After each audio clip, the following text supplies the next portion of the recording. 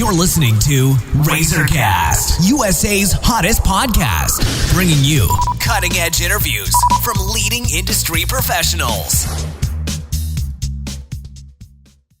Hello, everyone. This is Liz Harvey coming to you from our studios in New York City, where we are dedicated to bringing you top-quality advice from many of the leading expert professionals across the U.S. In today's episode, we are speaking with chiropractor Dr. Dennis James of Performance Chiropractic Clinic, located in Keller, Texas. Dr. James is a nationally recognized chiropractor and a member of both the American and Texas Chiropractic Associations.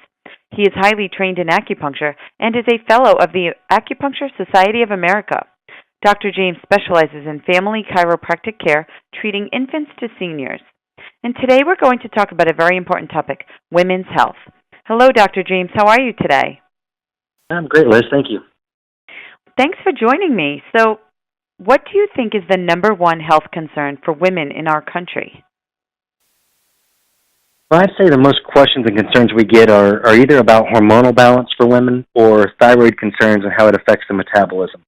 Between chiropractic and acupuncture, restoring the function of that system, we've been able to see a lot of cycles get better, fertility issues get better, balance of the hormones through there, and also we tend to see the energy start to restore, sleep get better, and all different types of things happen once that system gets better.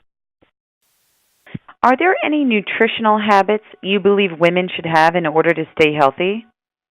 Oh, absolutely. First and foremost, they need to make sure they're drinking enough water. It's a very, very common mistake that many people actually think that they're hungry when in reality they're just thirsty. And if they would go to water first, it would kind of get rid of that hunger, and that also helps the metabolism. Number two, enough water is going to also help eliminate the toxins from the body in order to keep them healthy. But it's also crucial to eliminate the other side, which is the sodas and diet sodas. And some of the diet sodas still have aspartame in them, which is actually going to help the body store fat, which is something that we don't want to do. We also want to limit different types of foods, especially the foods that have chemicals in them, because of the way they can affect the thyroid in a negative way. And some of these foods are kind of soft drinks, French fries, I would say pastries and potato chips, white bread, and you definitely want to look out for hydrogenated oils. When you want to think about what you want to put into the body, though, you want to kind of look at different fruits and vegetables. You want them to be as organic and pure as possible, and you want to get a wide variety of colors as well. When you go to the light colors, such as oranges, bananas, and pineapples, those are going to help you feel younger, look younger, improve your immune system, and even decreases wrinkles. We can take dark green leafy vegetables, and those are going to help reduce risk of breast cancer and also osteoporosis because of the calcium that they have.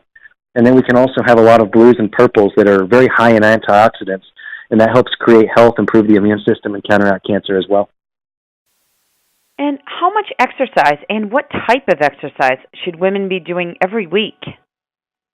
Well, it's going to be different per individual, but the basic numbers are, if you just go on a 30-minute walk 5 days a week, that's going to be wonderful for you. Number one, it's going to decrease your risk of heart disease by about 50%. Number two, it's going to double the bone density in the hips because it's weight-bearing.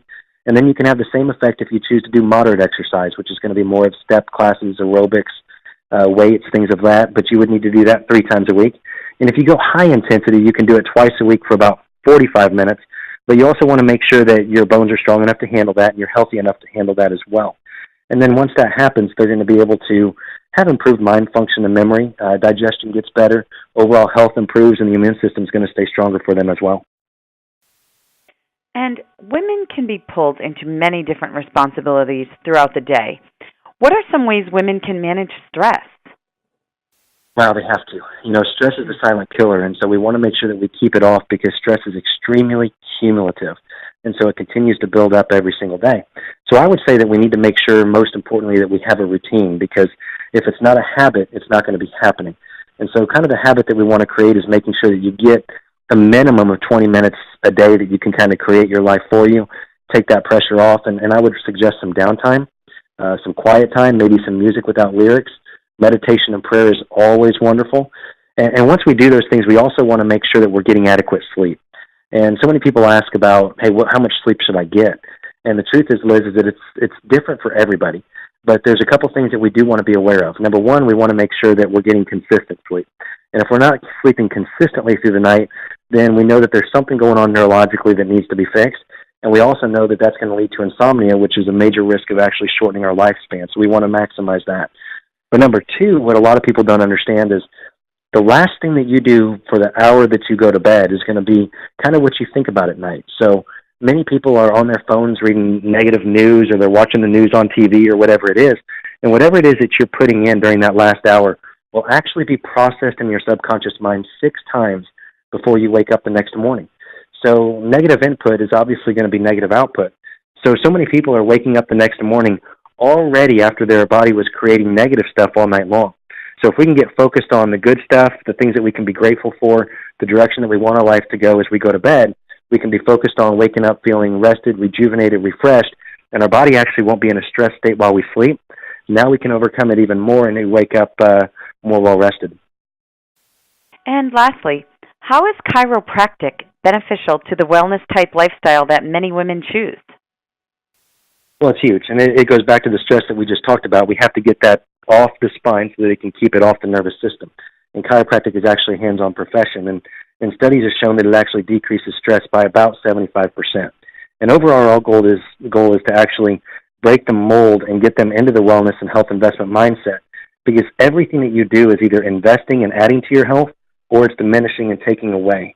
Now, from a chiropractic perspective, most know we're great at back pain, neck pain, headaches, and migraines.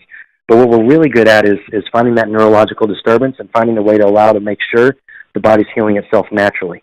When we take a look at the biggest women concerns, you can go up to the neck where the nerves exit out, and it controls metabolism function, and it controls high blood pressure, and it controls the ability of the thyroid to work properly. And then we can go to the low back, and those nerves go out to all the female reproductive parts and things of that nature. So being able to take a global look at the patient and not just address the pain and discomfort allows us to be able to walk that wellness model that allows the patient to stay healthy, be healthy, and not have to catch up later on in life.